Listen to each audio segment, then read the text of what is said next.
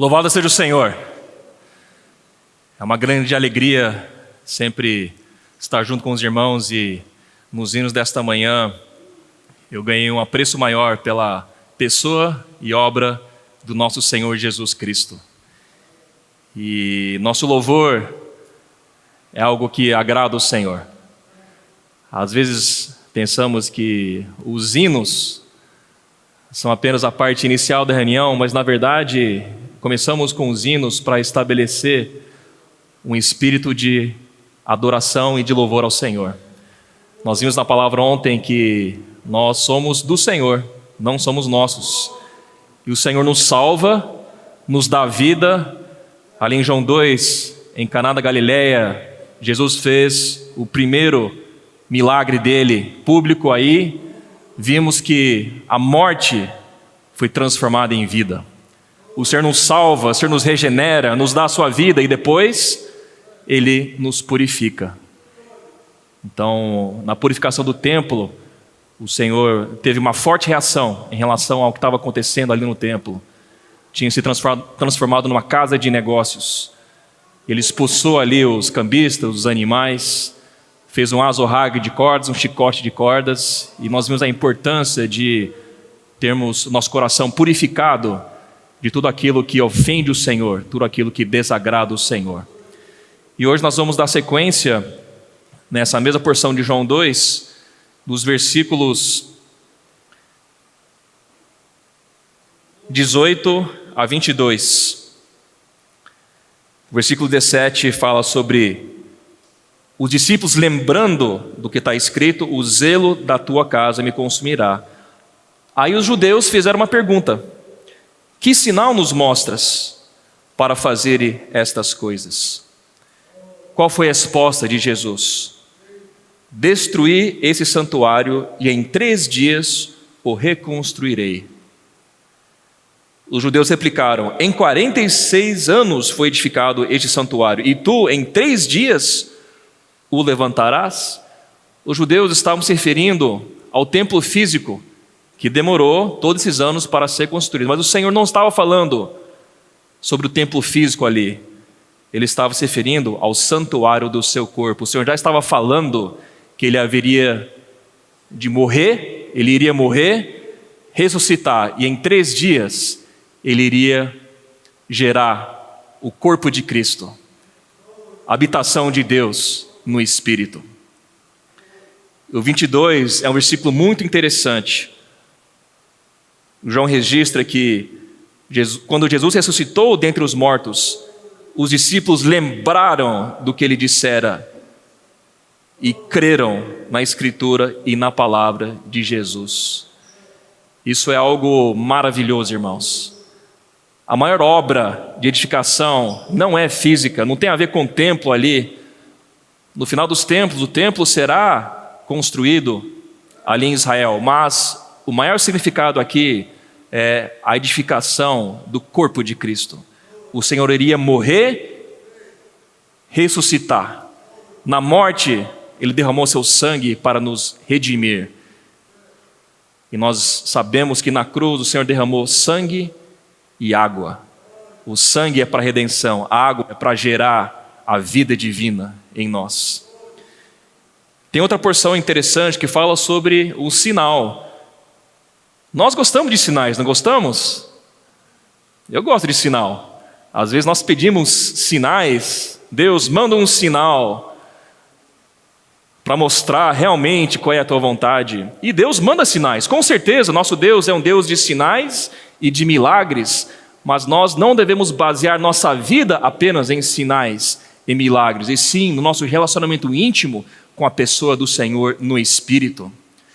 Então em Mateus 12, 38 a 40, nós vemos sobre o sinal de Jonas, que também estava se referindo à morte e ressurreição do Senhor. Então alguns escribas e fariseus replicaram: mestre, queremos ver da tua parte algum sinal. Não podemos criticar os fariseus demasiadamente, porque nós também somos aqueles que muitas vezes pedimos sinais. O Senhor respondeu: fortemente em relação a isso. Uma geração má e adúltera pede um sinal, mas nenhum sinal lhe será dado, senão o do profeta Jonas. Versículo 40, porque assim como esteve Jonas 3 dias e 3 noites no ventre do grande peixe, assim o Filho do Homem estará 3 dias e 3 noites no coração da terra.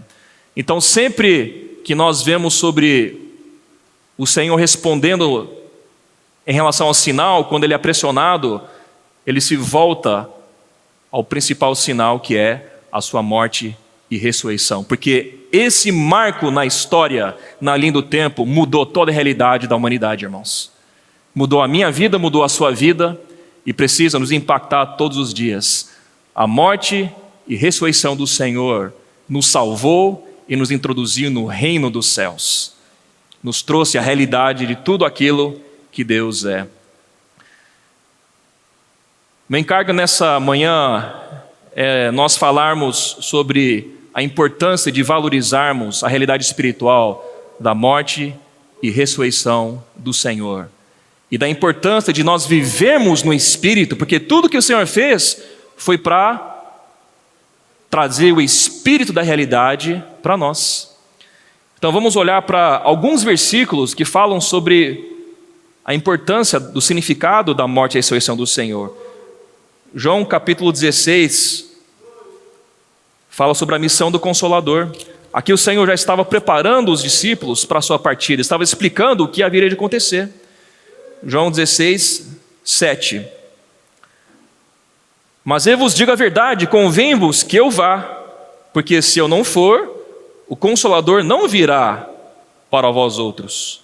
Se porém eu for, eu vou-lo enviarei. O que esse ir quer dizer?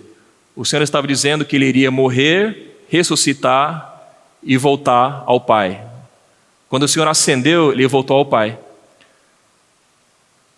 Versículo 8. Quando ele vier, convencerá o mundo do pecado, da justiça e do juízo. Esse é o Espírito, é o Consolador, o Espírito da realidade. Hoje, nós temos a presença de Cristo em nossas vidas, porque nós temos o Espírito, que é a terceira pessoa da Trindade. Deus é um só, mas quando ele se relaciona com o homem, ele tem aspecto de 3. O Filho é um com o Pai, e o Espírito traz tudo aquilo que Deus é para a nossa experiência. Então, quando ele vier, quando o Consolador vier, convencerá o mundo do pecado, da justiça e do juízo. Esse é o Evangelho. Quando nós pregamos o Evangelho, o Espírito convence as pessoas do pecado, da justiça e do juízo. Quando Deus brilha sobre as nossas vidas, nós percebemos o quanto nós somos pecadores. A pregação do Evangelho envolve reconhecer a necessidade de nos arrependermos da nossa condição pecaminosa e aceitarmos por fé a redenção de Cristo na cruz.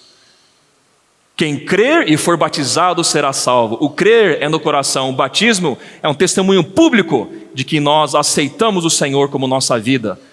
Nós aceitamos a redenção do Cordeiro para nos salvar e nos tornamos filhos de Deus. Nós aceitamos o chamamento para sermos santos, termos uma vida baseada na vida divina. Versículo 9, do pecado, porque não creem em mim. O mundo não crê no Senhor. Hoje, o pecado é cada vez pior, porque é a falta do governo da vida de Deus. E vai piorar cada vez mais, irmão. Se alguém tem uma expectativa que vai melhorar, sinto dizer, só vai piorar, porque estamos nos tempos finais. O mistério da iniquidade está operando, mas o Evangelho também está sendo pregado. E o governo dos céus vai se tornar realidade aqui na terra por meio do testemunho da igreja. Da justiça, porque vou para o Pai e não me vereis mais. Do juízo, porque o príncipe deste mundo já está julgado. O Senhor está declarando as realidades espirituais daquilo que já aconteceu, mas na linha do tempo nós vemos isso se desenvolver ao longo dos anos e das eras. Versículo 13. Quando vier, porém, o Espírito da verdade, o Espírito da realidade, ele vos guiará a toda a verdade, porque não falará por si mesmo, mas dirá tudo o que tiver ouvido e vos anunciará as coisas que hão de vir.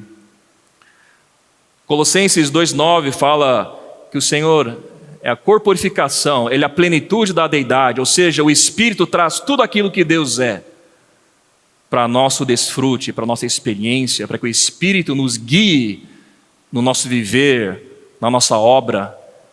Amados irmãos e irmãs, nós precisamos aprender a viver no Espírito. Deus é Espírito e importa que os seus adoradores o adorem em Espírito e em verdade. Muitas atividades aparentemente espirituais não quer dizer que estamos adorando ou servindo a Deus. Podemos estar até fisicamente aqui na reunião, mas se nossa mente está longe do Senhor, não estamos aproveitando aquilo que o Espírito está dizendo. E em nosso dia a dia, o Espírito nos guia. Os filhos maduros são guiados no seu viver pelo Espírito de Deus. Eu vejo meus filhos, sou pai e com coração de pai, eu vejo como eles têm amadurecido versus 2, 3 anos atrás. Eles têm 3 anos e meio, mas ainda falta muito. Aí fica imaginando o que o Senhor pensa quando Ele olha para nós, em relação à nossa maturidade espiritual, o quanto nós realmente somos guiados pelo Espírito. Mas o que o Senhor vai nos cobrar é a porção que Ele nos deu. O Senhor tem uma porção para cada um. Não podemos ficar também nos comparando com outros. O Senhor vai ter a medida certa para cada um. Mas o fato é que todos os filhos de Deus precisam ser guiados pelo Espírito de Deus. E tudo que o Senhor fez na cruz, na sua obra, foi para que hoje nós pudéssemos viver guiado pelo Espírito da realidade, que é o Deus dentro de nós, operando a sua obra de transformação e também nos levando a servi-lo de acordo com a vontade dEle. Versículo 14, Ele me glorificará, porque há de receber do que é meu e o vou-lo há de anunciar. Aqui nós podemos ter também uma ideia sobre os escritos de João. O Evangelho de João traz a experiência de Deus na sua deidade, na sua vida. Ele é a palavra que se manifesta aos homens como Deus. E nas epístolas de João nós vemos o amor de Deus se manifestando. Deus é amor e quando o Espírito toca a nossa vida, nós amamos o Senhor e amamos as pessoas. Na maturidade do apóstolo João, nós vemos nas epístolas, ele estava cheio do amor de Deus. Antes ele era alguém que, junto com o irmão dele, mandava descer fogo do céu para queimar todos aqueles que geravam oposição. Mas no final da sua vida, na sua maturidade, ele era alguém cheio do amor de Deus, porque Deus havia transformado a pessoa dele. E fala sobre anunciar as coisas que hão de vir. João, inspirado pelo Espírito, escreveu o livro de Apocalipse, que é um livro de profecias, que fala tudo aquilo que vai acontecer e está acontecendo. Nós precisamos crer na palavra de Deus e tomar posse de todas as riquezas que estão na palavra de Deus. Então aqui nós vemos a importância do Espírito da realidade que vive dentro de nós e nos guia interiormente. Hoje é essencial que cada um de nós, irmãos, e como igreja, nós aprendamos a viver no Espírito. No capítulo 17, é um capítulo extremamente profundo, fala sobre a oração sacerdotal de Jesus. Eu queria separar o versículo 15, que fala do relacionamento que nós temos com o mundo. Não peço que os tires do mundo, e sim que os guardes do mal. Ontem nós vimos a necessidade de nós sermos purificados, o Senhor quer purificar nosso ser, mas nós estamos vivendo no mundo, isso é fato. Nós trabalhamos, nós interagimos com as pessoas, e precisamos interagir com as pessoas para pregar o Evangelho, para orar com elas. Quantos parentes nossos, colegas nossos, amigos nossos ainda não têm a salvação, mas nós precisamos pedir para o Senhor nos guardar do mal. O mal está batendo na porta a todo momento. Precisamos pedir para o Senhor nos guardar do mal, para o Senhor guardar nosso coração. Versículo 16, eles não são do mundo, como também eu não sou. Estamos vivendo aqui nessa terra, no mundo, mas nós não somos do mundo. A nossa natureza é divinal, é celestial. E esse mundo tem como seu príncipe Satanás. E hoje nossa função como igreja é nós estabelecermos a autoridade de Deus para tornar este mundo para ser do Senhor. E o Senhor vai julgar tudo no final. Se vocês têm alguma preocupação em relação às coisas não serem julgadas, fiquem tranquilos, irmãos, Deus é justo. E Deus vai julgar tudo. Mas Ele também é longânimo, Ele é amor, Ele está dando o tempo certo dentro do seu plano para que as pessoas que Ele quer salvar por meio da igreja possam receber a sua palavra e serem salvas. Vamos confiar no plano de Deus, vamos confiar no Senhor. Santifica-os na verdade, a tua palavra é a verdade. A palavra nos santifica. Quando nós lemos a palavra, quando nós desfrutamos em oração dos versículos, a nossa vida muda, irmãos. Se você está se sentindo impuro, saiba que a palavra de Deus te lava. Tem um versículo em Efésios 5 que fala sobre isso. Efésios 5:25. Como um parênteses, aqui é uma palavra para os maridos. Quem é marido aqui? Levanta a mão. Amém. Versículo 25 é para nós, maridos. Maridos, amai vossa mulher, como também Cristo amou a igreja e a si mesmo se entregou por ela. Os maridos precisam se entregar por amor à esposa. E versículo 26 fala, para que a santificasse, tendo-a purificado por meio da lavagem de água pela palavra. A palavra nos lava, a palavra nos purifica.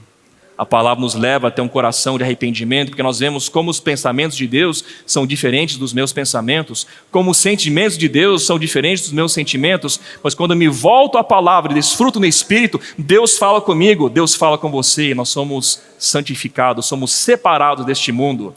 Vivemos no mundo, mas não somos deste mundo. E a partir daí nós temos uma vida santa que agrada o Pai, que agrada o Senhor. Precisamos aprender a tomar a palavra de Deus em oração. De maneira prática, mais vale qualidade do que quantidade. É preferível tomar 2 versículos em oração e Deus fala com você e você desfruta daquilo que Deus está te mostrando, isso muda a tua vida, do que ler 3 capítulos de maneira rápida, mas no final da sua leitura bíblica, Deus te pergunta, o que você conseguiu aprender da leitura? E você fala, não sei não, Senhor, mas eu li a Bíblia, fiz minha parte. Irmãos, ao se aproximar da palavra, vamos ter um coração de humildade, um coração de busca, um coração de sede e fome. Sabe quando está com fome, faz um dia que você não comeu, aí você vai lá e come aquela comida gostosa? Nós precisamos ter fome e sede da palavra do Senhor. E nosso estômago espiritual tem uma necessidade muito grande, irmãos. E não é apenas ler e desfrutar, mas precisamos praticar as palavras que o Senhor deixa para nós. E louvado seja o Senhor, nós temos recebido o falar de Deus em nossa vida. E Deus fala através do seu Filho, mas de tantas maneiras. Quando eu leio a Bíblia, Deus fala comigo. Quando eu tenho comunhão com os irmãos, se eles estiverem no Espírito e eu estiver no Espírito, eu recebo esse falar do Senhor. Quando eu escuto a palavra ministrada na igreja, Deus também fala comigo. Isso tem que nos santificar, tem que mudar a nossa vida. Na criação, nós vemos as separações de trevas e luz, das águas de cima, das águas de baixo. Quando Deus fala e nós recebemos essa palavra, nós somos separados do que é comum, somos santificados e somos purificados, e o Senhor nos lava pela palavra. Então, João 16, 17 mostram realidades muito profundas, falando sobre aquilo que estava para acontecer, que traria para nós o benefício maravilhoso de ter o Espírito em nossa vida e termos a palavra. Vamos olhar agora para a crucificação do Senhor, para a morte do Senhor. João 19.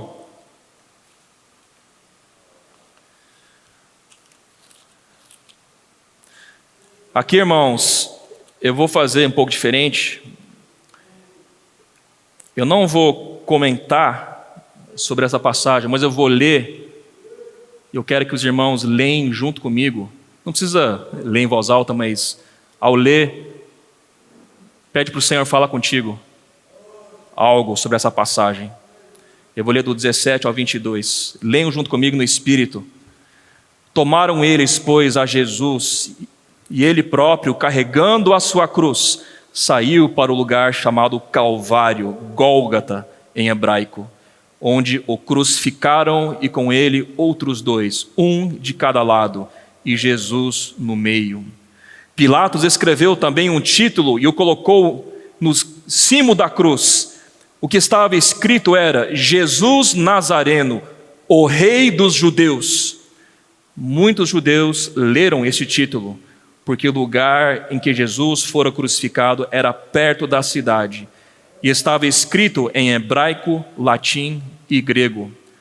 Os principais sacerdotes diziam a Pilatos: não escrevas Rei dos Judeus, e sim que ele disse: sou o Rei dos Judeus. Respondeu Pilatos: o que escrevi, escrevi. Eu quero ler também 1 Pedro, capítulo 1.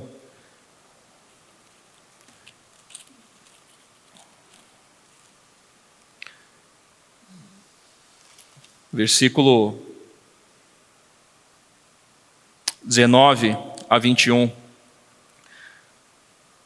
Mas pelo precioso sangue, como de cordeiro sem defeito e sem mácula, o sangue de Cristo, conhecido com efeito antes da fundação do mundo, porém manifestado no fim dos tempos, por amor de vós, que por meio dele tendes fé em Deus, o qual o ressuscitou dentre os mortos e lhe deu glória, de sorte que a vossa fé e esperança estejam em Deus.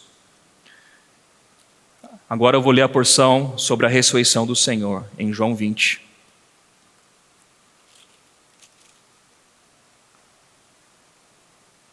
Mesma coisa, eu não vou comentar, mas vamos ler juntos, no Espírito, e pede para o Senhor te impactar em algo sobre essa passagem.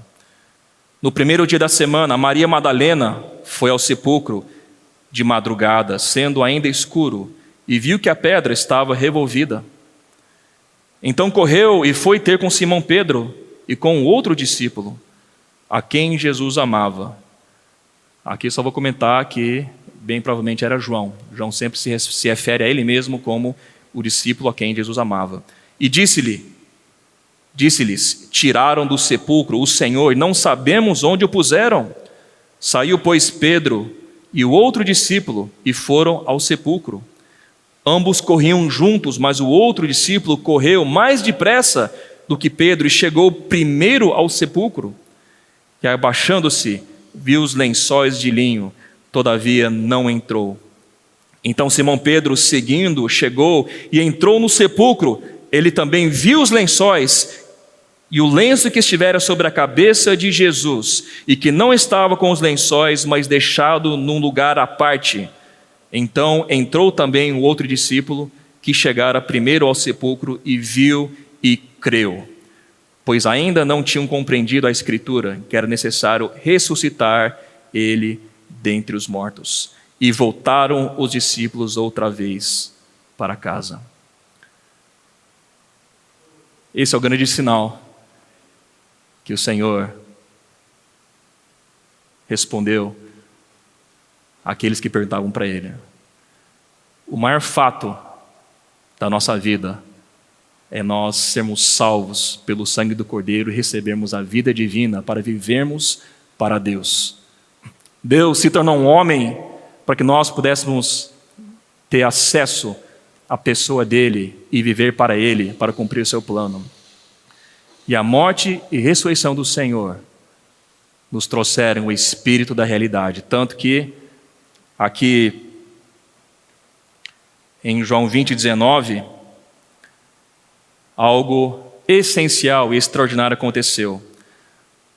Ao cair da tarde, naquele dia, o primeiro da semana, trancadas as portas da casa onde estavam os discípulos, com medo dos judeus, veio Jesus, pôs-se no meio e disse-lhes: paz seja convosco. Aqui o Senhor já estava no seu corpo transfigurado, já estava se manifestando aparecendo, desaparecendo, um corpo já com aspecto celestial. Tanto que os discípulos não reconheceram ele de imediato. Um dia nós também teremos esse corpo, irmãos. Essa é a nossa esperança. E dizendo isto, lhes mostrou as mãos e o lado. Alegraram-se, portanto, os discípulos ao verem o Senhor. Disse-lhes, pois, Jesus outra vez: paz seja convosco. O Senhor nos traz a paz. Ele trouxe a paz. Assim como o Pai me enviou, eu também vos envio. Olha só, a comissão vem através do Espírito. Nós não estamos aqui meramente para desfrutarmos da graça de Deus e ficarmos alheios ao cumprimento da vontade de Deus. Nós também somos enviados, irmãos. Nós somos enviados para pregar o Evangelho, nós somos enviados para cuidar das pessoas. Versículo 22, importantíssimo. E havendo dito isto, soprou sobre eles e disse-lhes: recebei o Espírito Santo. A partir daqui, o Senhor já estava transferindo a sua vida para nós, seus filhos, por causa da morte e ressurreição do Senhor. Deus Pai aceitou a obra redentora de Cristo na cruz e ressuscitou Cristo dentre os mortos. Ele abriu um novo e vivo caminho para que todos nós, que estávamos mortos em nossos delitos e pecados, pudéssemos receber o Espírito Santo, porque nós cremos na obra de Cristo. Nós cremos na pessoa de Cristo. Olha só no versículo 23. Se de alguns perdoardes os pecados, são-lhe perdoados. Se os retiverdes, são retidos. Olha o que Deus fez. E Jesus transferiu a autoridade dele também para nós. Olha que honra, que peso e que responsabilidade. Nós temos a autoridade do Senhor. Em santificação, quando nós somos consagrados ao Senhor, Deus nos dá a sua autoridade aqui na terra, irmãos. Por que eu estou falando em santificação? Porque se nosso coração estiver cheio de cambistas, de bois, de pomos ali no comércio, o Senhor vai lá e pega umas rasgas de cordas e expulsa tudo. Mas o Senhor quer que nós sejamos santos para servi-lo e ter a autoridade dele para exercer aqui na terra. Esse é o poder que Deus deu à igreja, irmãos. Se nós amarrarmos aqui na terra, tem sincronismo no céu. Aqui fala sobre o perdão. O poder do perdão. Aqui tem a ver com o coração do Senhor e nosso coração ser um. A pessoa do Senhor e nossa pessoa são um. Aquele que se une ao Senhor é um espírito com Ele. Olha o risco que Deus correu ao depender do homem para que ele possa trazer o reino dele para essa terra. Mas Deus quis assim. Deus planejou assim. Eu não sei quanto a vocês, mas eu sinto honrado com isso, irmãos. Não somos dignos disso. Mas o Senhor nos considerou dignos. Por isso que ao partir o pão, irmãos, não vamos levar isso de maneira leve. Leve no sentido de maneira superficial. Claro, nós temos que ter leveza e alegria no Espírito, mas vamos reconhecer o valor que Cristo pagou na cruz por nós. Ele soprou sobre eles o Espírito Santo. Aqui é para receber a vida divina. E depois, no dia do Pentecostes, foi soprado o Espírito Santo para a obra. O Espírito de poder. Nós precisamos tanto da experiência de comunhão íntima com Deus, sendo guiado pelo Espírito, mas também nós precisamos do poder do Espírito para a obra do Senhor, onde Deus opera grandes coisas por meio de nós, porque estamos cheios do poder, da autoridade do Espírito. E aí, para concluir, Jesus ascendeu. Marcos 16 fala sobre a ascensão de Cristo. Marcos 16, versículo 19. De fato, o Senhor Jesus, depois de lhes ter falado, foi recebido no céu e assentou-se à destra de Deus, tanto que Estevão, quando estava sendo martirizado, ele viu o Filho do Homem de pé à destra de Deus. A posição de Cristo hoje é um Cristo ascendido à destra de Deus. E Ele nos incluiu nessa posição, irmãos.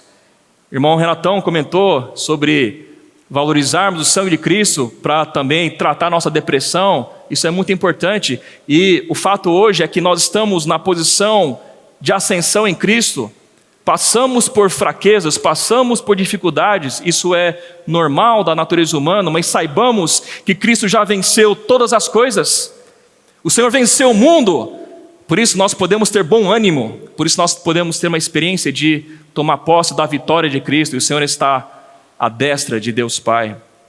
E eles, tendo partido, pregaram em toda parte, cooperando com eles o Senhor e confirmando a palavra por meio de sinais que se seguiam. Os sinais são importantes, eles seguem aqueles que trabalham pelo Senhor. Mas não podemos ter nossa vida motivado apenas por sinais. Voltando para João 2, para concluir, nós vemos no versículo 23, estando ele em Jerusalém durante a festa da Páscoa, muitos, vendo os sinais que ele fazia, creram no seu nome. Mas o próprio Jesus não se confiava a eles, porque os conhecia a todos. O próprio Jesus não se confiava a eles, porque eles estavam crendo no Senhor por causa dos sinais. Os sinais são importantes para que alguns creiam, mas o Senhor vai se confiar a você? 25. E não precisava de que alguém lhe desse testemunho a respeito do homem, porque ele mesmo sabia o que era a natureza humana. Esse é um grande fato. Deus experimentou a humanidade na encarnação de Jesus. Nenhum de nós podemos jamais dizer que o Senhor não sabe o que nós estamos sentindo, que o Senhor não conhece a condição do coração humano. Ele passou por tentações, mas venceu todos, porque ele era um com o Pai. O único homem digno de morrer por nós na cruz. O Senhor sabe o que é a natureza humana. Por isso, irmãos, nós devemos aprender a confessar as nossas debilidades, nossas dificuldades, nossas angústias, nossos pecados ao Senhor. E Ele é nosso sumo sacerdote, que se compadece das nossas fraquezas. Esse é um processo contínuo, irmãos. Até a volta do Senhor nós iremos ser transformados pelo Espírito. Ninguém pode dizer, eu já sou 100% santo. Só o Senhor. Mas todos nós estamos progredindo para nos tornarmos um com o Senhor. Não apenas no Espírito, mas em nossa alma e até em nosso corpo.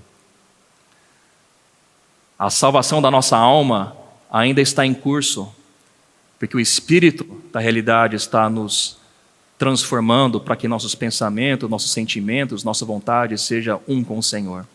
E quando o Senhor tiver liberdade em nosso coração, Ele consegue operar, Ele consegue trabalhar, Ele consegue salvar as pessoas, Ele consegue edificar a igreja. A edificação da igreja é por meio dos membros do seu corpo, que são submissos ao cabeça, e nós somos vinculados uns aos outros. Eu preciso de cada um de vocês, irmãos. No aspecto coletivo, o Espírito nos vincula, mas nós precisamos deixar o Senhor trabalhar em nossa vida.